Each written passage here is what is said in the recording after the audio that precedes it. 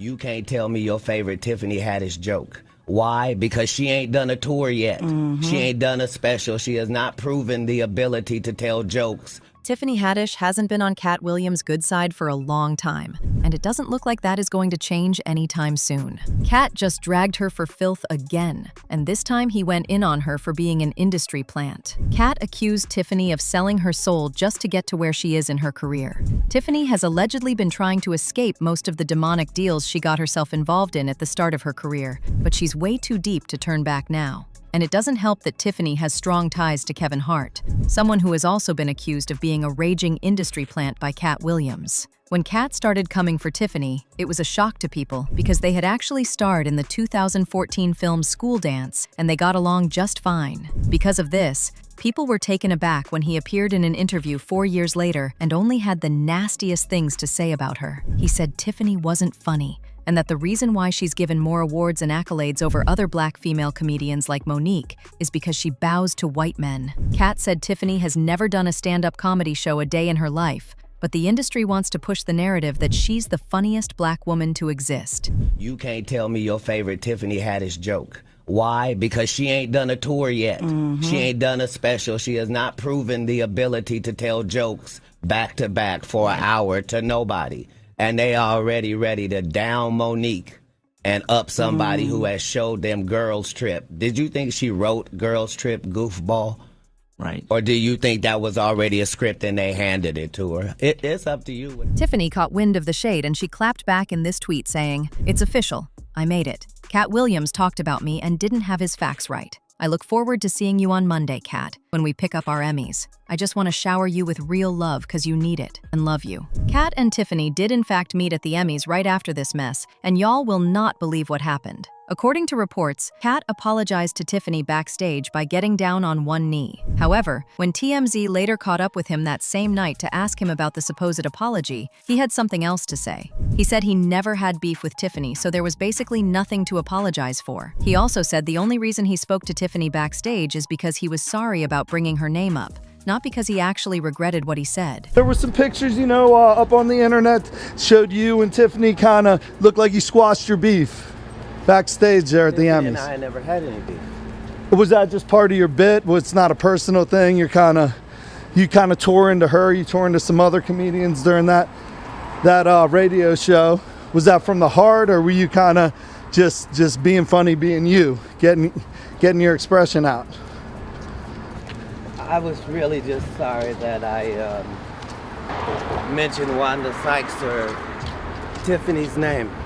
I was in a conversation with a non-female comedian about female comedians. That was a no-no.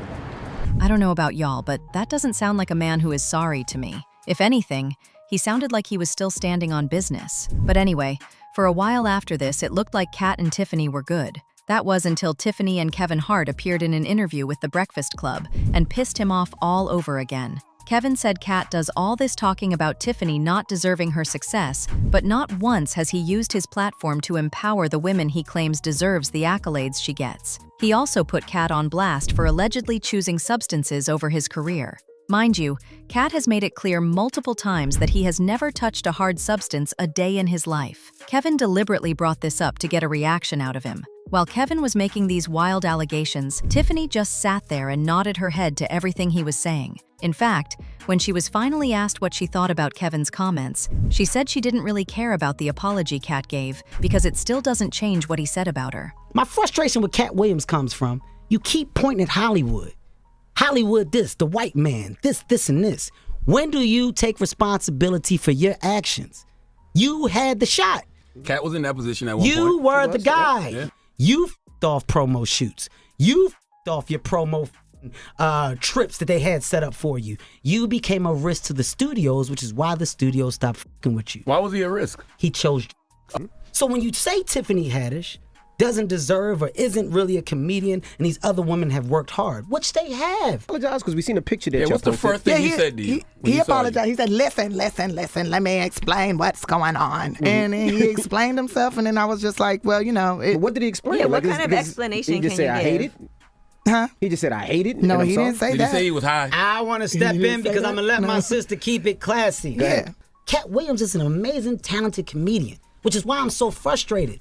I sit from afar and I admire the man's talent. I don't like that you said anything negative about a woman of color that's getting her shot. Now, the reason why Kevin getting involved in this made Katt upset was because, one, he was now spreading false allegations about him being an addict, and second, he and Kevin already had their own beef prior to this, so her bringing him into this means she clearly wanted the beef to continue. This is exactly why Katt didn't hold back from dragging Kevin for filth during his Club Shay Shay interview last year. One job of somebody that sold their soul in Hollywood is? What? Is to act like it didn't happen.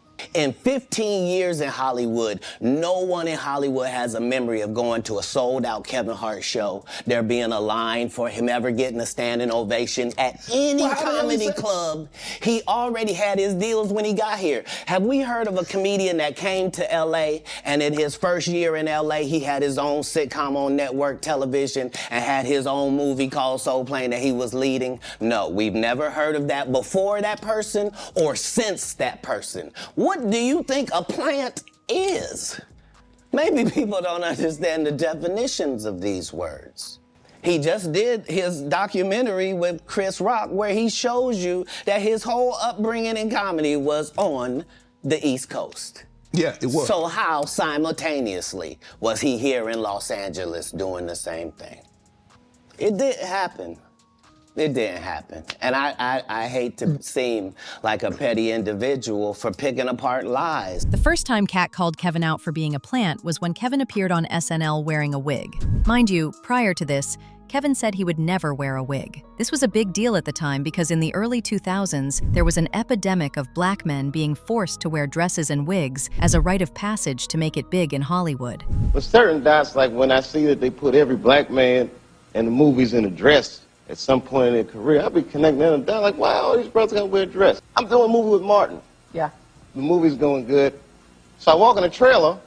I'm like, man, this must be the wrong trailer because there's a dress in here. You got this hilarious scene where Martin's sneaking out of jail, so he disguises you as a prostitute. Nah, I'm not doing that. I don't feel comfortable with that.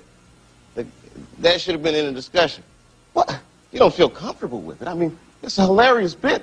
All the greats have done it. So, well, if all the greats have done it, it's kind of hacky, right? You're a writer, so why don't we just not do it?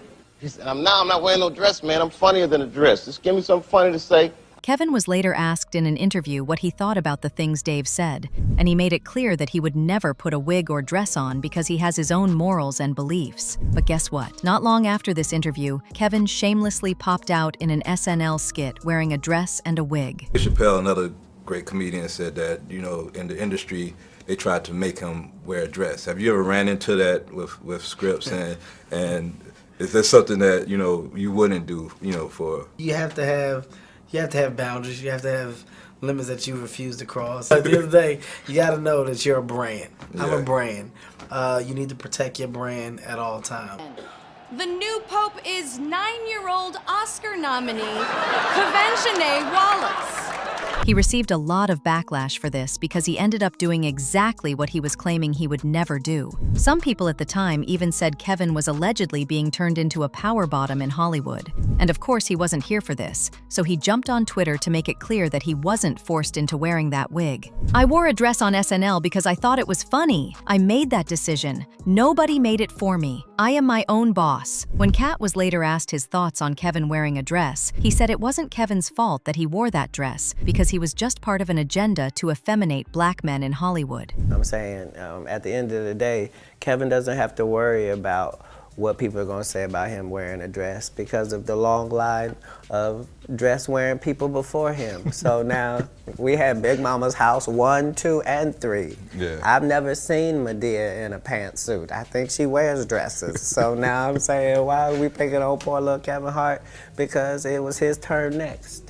Right after this humiliation ritual, Kevin started getting even bigger roles in the industry, and Katt was blackballed. He was slowly being used to replace Katt, and Katt's name was getting dragged through the gutter by the media for apparently being an addict. You're a sucker.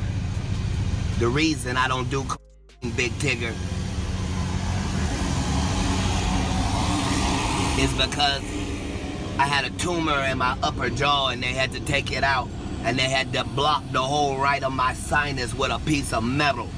So ever since I got out the Marine Corps, I can only breathe out of one nostril, boy. I get my blood tested every 3 months for the last 15 years.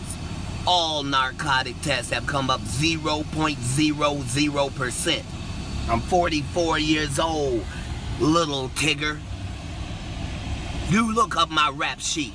I have never had a DUI or a possession of anything, not even the I do every day.